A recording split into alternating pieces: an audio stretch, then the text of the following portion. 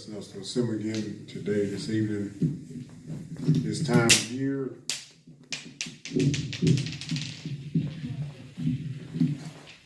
Thank the Lord for blessing us to assemble again. It's quite often around other segments we always talk about what basically we get into what the foundation of the scriptures is talking about. The last time we met, we were talking about the house of Esau, and the Lord had pronounced judgment on the house of Esau, so we had to really do our homework. Amen. To search out who Esau is, first of all, and it goes all the way back to Genesis, but we're going to get into something else today. And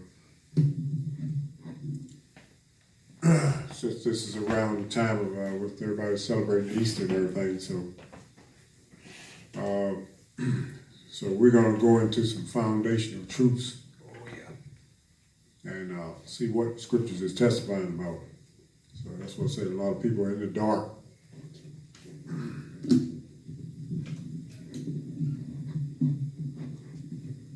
They're in the dark when it comes down to the truth, and like the scriptures say in Psalms, people are seeking out the falsehood and things that are not truth. And says that's what the Lord said in the Psalms. So you have people that will flock after things that are not true and hold, they'll be dedicated and devoted to those things, and there's no truth into it, and they're really doing it wholeheartedly. These services they hold, and all those programs and ceremonies people hold, and they're doing it diligently, and and that's what the Lord testified about, told in the Psalms when he talked about why do the children seek out the leasing, and that's talking about things, people that are cleaved to stuff that's not true, and they're wholeheartedly doing it just like they do when they're turned over to their idols. You can see it every day. People are wholeheartedly going, matter of fact, they're going above and beyond. Goodness. When it comes down to idols, and matter of fact, I've learned this, when it comes down to the scriptures, you got to really be specific, because idol can be somewhat of a generic term, but you got to really itemize stuff. These days and time, you got to really single it out. Oh, yeah. Call it what it is. So basically, people that are tending to their basketball games, their football games, their baseball games, all this stuff people are flocking to, and they're wholeheartedly dedicated to stuff, and it's not going to take anybody's soul anywhere. People are, they're real diligent. You can see it in their eyes that's what the Lord had told his people. When you dealing with, and see, you can't really look after the way people look or anything like that. So when it comes down to the Lord's truth, these things are talking about people's spirits. So when you deal with the world, you might be somewhat influenced by, the way things are going. If we don't take hold to what the truth is saying, we'll be out there running after it just like everybody else. That's true. True. Running, people are diligent, they're going above and beyond, and stuff ain't gonna take them no further than the grave. While people are diligent, they're wholeheartedly into it, and that's what the Lord said when he testified about Babylon. He said that the people, it's a land of idols. That's what he was talking about. So that's why I say it is some work. It's got to go on. When it comes out of the scriptures, and the Lord open people's servants understanding that they might understand the scriptures. So to be able to pinpoint what exactly is he talking about. Other than that, we're just reading something, have no idea what we're talking about. That's it. So that's what the purpose of this platform is, what we talk about. And we get into breaking down and the truths and things. So we're dealing with Passover, since this is the season of Passover. The Hebrews, which we had talked about a while back, back in Exodus, when he told Moses and Aaron to speak to the Israelites, said that when they was getting ready to come out of Egypt, he said that month was going to be the beginning of months. So that's the first month of the year. So when these empires and things and kingdoms took over, which they did away with a lot of the customs of the Hebrews, and which if you do some research and studying on what we're talking about, when it come down to Catholicism and everything, and when they took over, and which term Catholicism means universal, so to come up with a way for everybody, and you can see just what Paul said, and Apostle Paul said, that the mystery of iniquity was at work even in his day. So the mystery of iniquity, if you look at it, what we're talking about, that basically these different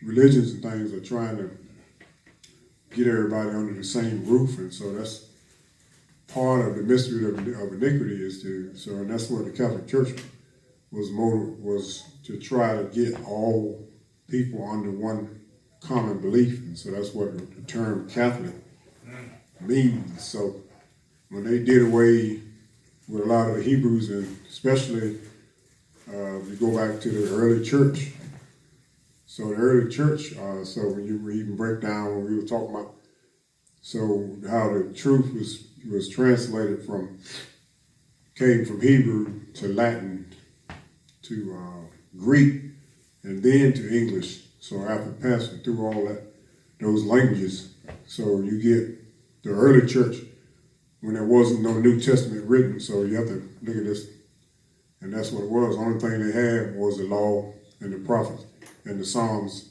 and that's what they had to go on when it come down to the truth. So when the Lord came on the scene and a lot of the disciples didn't understand some of the things that were written in the Old Testament. So when he opened their understanding, according to Luke and the Gospels, he opened their understanding that they might understand the Scriptures. So a lot of things didn't come to light until the Lord started explaining. So that's what you have to do now. But so the early church didn't have the New Testament like we have it, as far as, because these things were written like 70, 80, 90 years later, after the Lord had already died, buried, and was resurrected and ascended. All right, so the early church, all they had was the law of Moses and the prophets. They had the Psalms and all that to go on when it came down to the truth. And even in the second chapter of Acts, when the apostle Peter was talking about, he quoted from the second chapter of Joel, and when he said that in the last days, he said, God, I'll pour out my spirit upon all flesh. So that was the beginning of that was fulfilled in the second chapter of Acts. So he was quoting, he said that whosoever shall call upon the name of the Lord shall be saved.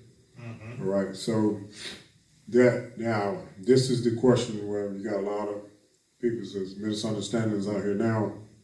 Explain. And people are going at it, because a lot of the translators kind of, some stuff is going on. We really have to go back to the foundation of things. So, because the Lord's name, and this, if you do your study, you find out that the name, what they call it, Tetragrammaton, Yod He Wav He, which is the YHWH, the four letters of the Lord's sacred name. So they didn't call him Lord, and that's a translation that came basically from Latin, Greek, and Hebrew, and English. Right, so because it wasn't the Lord, that's actually a generic term. The term Lord wasn't his name, but when the translators got hold to it. So that raises the question. So when the Messiah came on the scene, what was his name called? See, you have to go back to these things, and if you look at the English language, which is not obviously not older than Latin and Greek, because English is a latter language that developed that was way after the fact. So we're talking about, certain letters in the Hebrew that were not in Hebrew that are in English. So it makes you wonder. So the only way to solve it is to go back to the origin of things, is the way to get to the root of the matter. There you go. So you can't be, with what we always say in this platform, this particular ministry, we don't can't be leaving this world believing anything, you know, and just saying everybody's under the same roof. That's not true. So we need to know what the Lord's name was and is. So, and it's already proven that there's no J in the Hebrew language whatsoever. It's still not a J. It wasn't a J back then.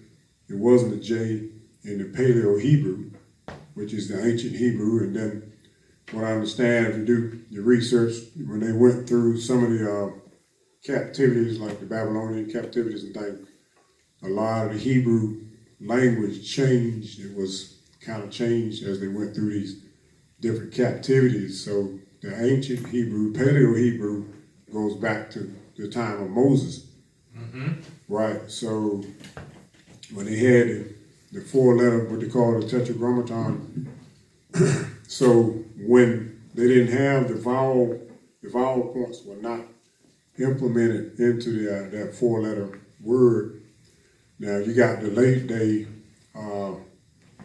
some of the religions that kind of developed later. So you got the Jehovah's Witnesses, all right, so which they will acknowledge the fact that what they call it, they may call it a tetragrammaton as far as, but they say it was JHVH. That's what they say it was. Right. So then when you go back to the Paleo Hebrew, which is shown there was no J, so J was developed, when I understand, around 1600s. The letter J in the English language. All right. So that was translated from the Latin and the Greek. So you have to go back to people. Nowadays, you got people, and what the psalmist said, that people will flock to, they're diligent to chase out the things that are not true and just, you know, go along with where it don't matter. That's people's attitude nowadays about things. They just don't really think it takes all that. It don't matter. The Lord accepts thee, and then you see how, but when it comes down to certain things in this world, people are diligent. No, let's get it right. You know, they're diligent about that, you know, as far as getting your favorite football team, make sure you spell it right and all that. But when it comes down to stuff like this, people say it don't matter. You know, how backwards can people be? But this is what the time period we're dealing with, because the Apostle Paul said that the perilous times in which they are now, people are lovers of pleasures more than the lovers of the Most High. There you go. So this is what we're dealing with. So people that disregard things like this, which is, you need to be, matter of fact, from the time you're old enough to understand and read and write and things like that, it's imperative that you really start seeking after these things, because, you know, we were studiers of the scriptures even at a young age. You know, coming up, you know, some of the churches would go up through the Sunday school rankings, and, you know, you start out 5, 6 years old, different Sunday school classes and all. So, you know, it's imperative that you have the right understanding, you know, however long the Lord will give you down here in this world. You know, some people get sidetracked and don't take heed to the call, but the scripture says those that are called might receive the promise of eternal inheritance. See, but if you don't respond to the call, then you're not even going to get to that part. But I always say, you know, it depends on, you know, it depends on what's going on. People don't value this. I don't think it's nothing more important than really finding the truth out. And you ain't going to find that out by just stumbling. You're not going to stumble and just find this accidentally or coincidental that I just stumbled upon this. What's this? You know, you got to be looking for this. Trust me. And the Lord, you got to be looking for this with all your heart. Trust me. It's the only way that you're going to find, because that's what the Most High said. If you seek after him with all your heart and everything, put all this other mess aside, is only then is when the Lord will reveal himself. And we are witnesses, so we're not false witnesses of that. We talk first-hand experience. Yes, sir. So you're going to go through stuff, and when you, even from the point that you started serving the Lord, you're going to go through, you know, whatever the case might be, but, you know, you need to be exposed to the truth, and this is what we're here for. So we don't take anything lightly. stuff is always, anything that's presented to us, we always examine it and everything and look into it. You can't leave this world believing everything. You got to be in the truth, because Apostle John said there's no greater joy that he would see that his children walk in truth. And that's really what it's about. So we know that Lord open understanding to some foundational truths that are never going to go away. It's always, I don't care. You look at that same chapter 5 years later, if the Lord have revealed it at some point, that's what it's going to say 5 years later. Yes, sir. Not going to be something different. If the Lord have opened your understanding. So we're going to work on some stuff coming out of Leviticus, which is foundational. This right here will stabilize you in such a way that nothing, no doctrine or teaching can shake you when it comes down to these foundational truths, and this is what we're talking about. See, so because the New Testament is the Old Testament revealed, and the Old Testament is the New Testament concealed. Yes, sir. See, and this is what we're talking about. So when you see the foundational truths in the Old Testament, and that's the outline, because in the New Testament, nothing deviated from the Old, because the Old was writing about the New. Come on. And see, that's when you have that understanding, it will stabilize you in such a way that you can't be shaken by any doctrine. And this is why our purpose in this platform, those that listen by way of social media.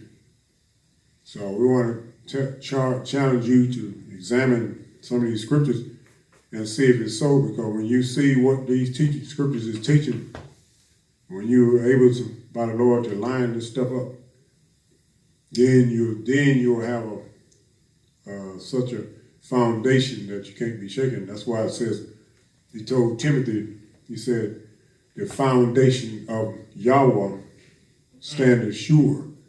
It stands sure. It's not going anywhere. It's not shaky. But you got to be diligent, and you got to be searching out this thing to get that foundation. It's not going to be something that's going to fall in your lap. You got to be looking for this. Yes, sir. Proverbs, Solomon told him, he said, when you seek after the Lord and the truth and everything, just like you seeking after gold, people be going compassing land and sea trying to find the gold bullion. Going through. Yeah, see, they be going quite extensively. Yeah, so when you have that type of diligence, when it come down to this here, is when you're going to find it. Boy, yes. See, that same diligence, people are chasing hard. If somebody told you it was $1 million in a certain area, you're going to find it. You might even have the cab fare or a plane. You're gonna borrow the money and get over there. If you know for sure it's $1 million in a certain area, Yes, sir. you're going to find a way to get over there. See, and that's why we got to be, when it come down to this, you got to say, man, we got to press, we got to make a way out of no way. There you go. If somebody want to do something bad enough, he said, man, I got to get across town. Yes, sir. You're going to get any way you can. You're going to get, if you got to thumb a ride or something, you're going to get over there. Yes, sir. So that's what we're saying. That is a criteria for the Lord he will reveal himself. Because it also says that the Lord will hide himself from you. Good. And he can do it too. I've seen he's done it with me. Yes, sir. See, the Lord can hide himself from individual. You looking for the Lord, you can't find him. See? And that's the criteria. That's what we're saying every time we come over this platform and do what we do. But that's what we're talking about. So we're going to get into something here today. Lord permitting, going to get into a little bit. Might not touch it all today, but this right here, we understand when you examine these feasts that the Lord, Yahweh, told the Israelites and Moses and everybody. See, the secret of the truths and the mysteries of the kingdom is in those feasts. That's what we have to study. Come on. And those feasts will reveal the Lord's will. See, that's why I said, man, what if we was coming up, we always wanted, man, the Lord tell him to do this, told me to do this a certain way, that a certain way. See, a lot of stuff didn't start coming open until later on, as you got older, but you always wonder, like, man, why the Lord tell him to do it this way? But but that's the way he said. So down here he says, we started in Leviticus 23, which this is definitely, no doubt, one of the foundational truths, and basically one of the things that you can base your whole belief on. Because this right here is where it stems from as far as the New Testament. Nothing deviates, because the Lord said he came to fulfill the law. This is the law, what we're reading. Yes, sir. See, but we got, with the Lord, by His Spirit, open our understanding, we got to be able to line this up. What is it saying when it comes down to the New Testament? That's where people get lost. See, that's what we're saying. It's like, man, what is the Lord testifying about? See, it's the secret. So you study these feasts, so he's coming down here. Might as well start at verse 1. I don't know how far we're going to get today, but we're going to work on this. So what he say in Leviticus 23, verse 1. And the Lord spake unto Moses, saying, speaking to the children of Israel, and saying unto them, concerning the feasts of the Lord, which ye shall proclaim to be holy convocations. So even these are my feasts. 6 days shall work be done, but the seventh day is the Sabbath of rest and holy convocations. Ye shall do no work therein. It is the Sabbath day of the Lord. It's the Sabbath of the Lord in all your dwellings. All right. So even this part, so he goes, when he starts talking about the feast and everything, proclaiming the feast. So the Lord said, these are my feasts. Come on. Right. So here's where we got to go to work at, because we can find out people are tripped up on a physical day. Come on. But it's a greater understanding Come on. to that. See, and that's why I said that's what we're here to do. Yes, sir. So when he says 6 days work be done, the seventh day is a Sabbath of rest. Come on. So when we go to the New Testament, and I believe I want to say it's Luke 6, verse 1. Let's find that, because we're going to know the Lord said, the word of the Lord is line upon line, precept upon precept, here a little and there a little. Yes, sir. Is how we got the right. So I said, man, that's work. Well, this is what it takes. Exactly. You want to come up with the understanding. Say when the Israelites came through the Red Sea, said, but before they came through, it said the east wind strove upon the sea all that night. And then it said the waters were divided. So this is what we're talking about here is work. Yes, that sir. east wind represents the Holy Spirit. Yes, so, sir. and Paul came back and told Timothy in 2 Timothy 2:15, said, study to show yourself approved unto the Most High. Yes, A sir. workman that needs not be ashamed, rightly dividing. And that's what the dividing was. See, the water is the truth, and that's what we're talking about. Come on. Scriptures is in likeness and comparison. Come on. And you think it's talking about physical water, but the thing is, if you examine that when the Israelites came through the Red Sea, how can you say they went through the Red Sea on dry ground? But then 1 Corinthians 10 tells us they were baptized unto Moses. And this is during the dispensation of the law. Goodness. They were baptized in the cloud and in the sea. That's what we're talking about, see. So this is work. So but you take that back to Exodus when he said the waters were divided. So this is what we're talking about. The water is the truth. Same thing that the Savior said in John 3 when he's talking to one of the Pharisees. He told him, except the man be born of water and of the Spirit. So there's two criteria. So that's why we have to go to work in the scriptures and find out what the water is. Come on. So when you line it up, Ephesians 5, I think it's the 5th chapter of Ephesians, tell you, he's talking about the husbands love your wives as Christ loved the church, Yes, sir. gave himself for it, present himself. He said that he's going to present himself to himself, a church without not having spot or wrinkle. And that also mentions that he said that he might sanctify and cleanse it with the washing of water by the word. Goodness. Yes, sir. See, that's what I say. You got to go to work in this thing. You say, what? So when he said you got to be born of water, it's simply saying you got to be born of the truth. Goodness. The word is the truth. Come on here. See? So you can go down and tap water all you want to. That's not what he was talking about. He said, except you be born of water and of the Spirit. You can't enter into the kingdom of heaven. And that's what we talk about. So you got to search this thing out, find out what the water. The water is the truth, because the same thing that was divided is the way they went over on dry ground, because the waters were divided. And that's why the servants of the Lord got to get in here and go to work to rightly divide the word of truth, which is the waters. Yes, sir. So in Luke 6:1, what he says, so we're talking about trying to get an understanding of what they're talking about this Sabbath of rest.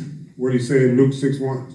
And it came to pass on the second Sabbath after the first, that he went through the cornfields, and his disciples plucked the ears of corn, and did eat, rubbed them in their hands. All right. See, people are already thrown off right off the bat.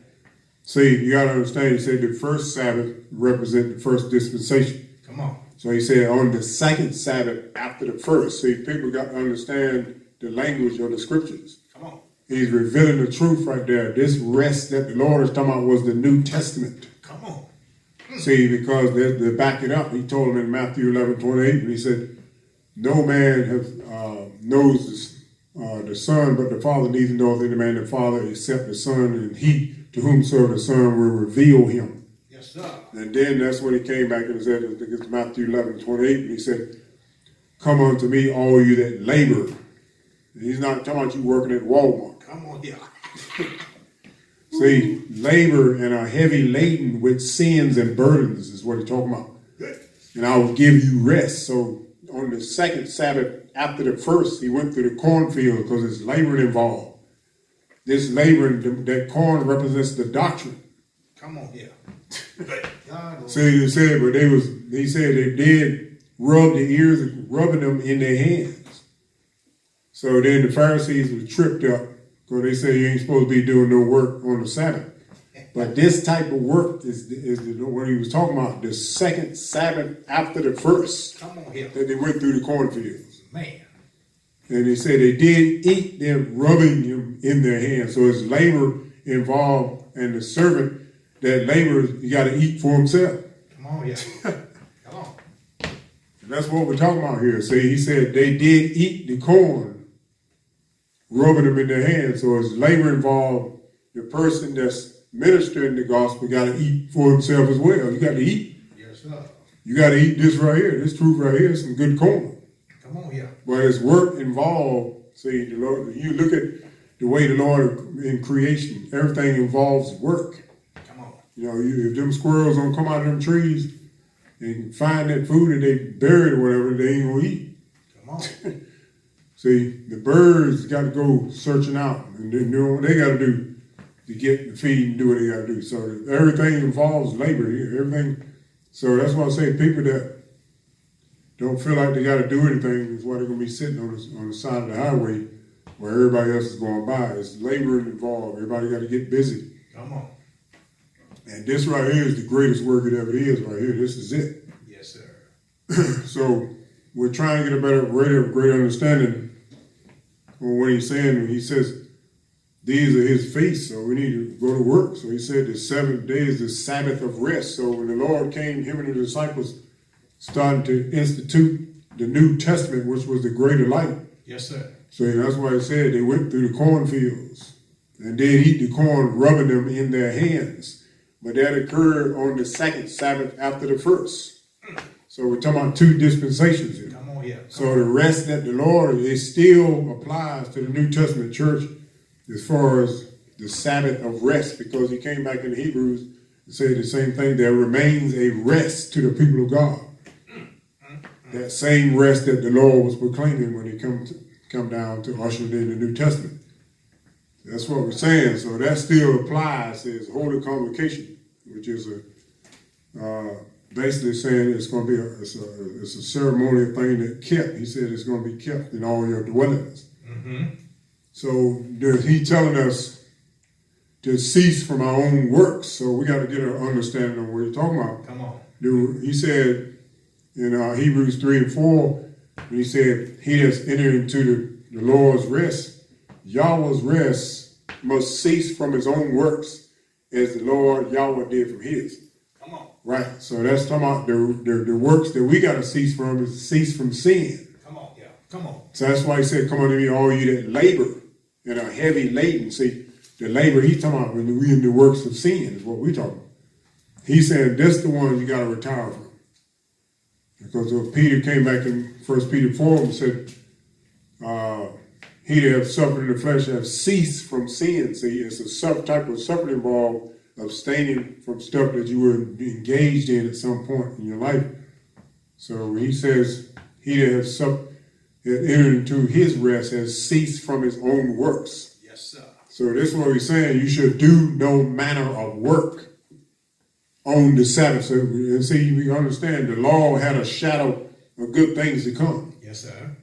Right? So when he said you should do no manner of work, he's talking about for the New Testament church means no manner of sins.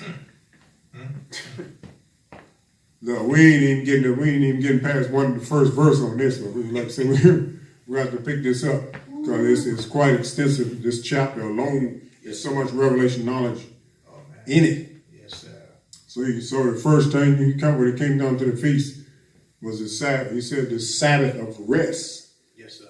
And that's what we're talking about. The New Testament church is entering into his rest. You that have been born again. And he said, I will give you rest. Yes, sir. In other words, he's going to give you his Sabbath. Yes, sir. The Lord's Sabbath. All right, so going down, what else is it? These are the feasts of the Lord, even holy convocations, which ye shall proclaim in their seasons. Verse 5. See, in the 4th day of the first month, at even of the Lord's Passover, and of the 5th day of the same month, is the feast of unleavened bread of the Lord. 7 days ye must eat unleavened bread. All right, we're right there. So, all right, so he said, going back to verse 4, it said, these are the feasts. Mm-hmm. And verse 5 said, in the 14th day of that first month. And the first month is talking about Abib or Nisan, which that's in the Hebrew. But this goes back to Exodus where he said, this month should be a beginning of months. It should be the first month of the year. So that's when the year started. It didn't start in January. So that's all a different doctrine. Yes, sir. And an empire that pretty much tried to erase all the customs of the Hebrews. He tried to stop because the prophet Daniel talked about that in his chapters when it said that these beast empires will stomp the truth to the ground with practice and prosper. But they stomped the truth to the ground. That's what they did. See, to overthrow the customs of the Hebrews. So the first month is not January. The first month started in the spring because that's when they came out of Egypt. So that's the precedence. So it's not what these empires, and we're already in existence of the existing what they're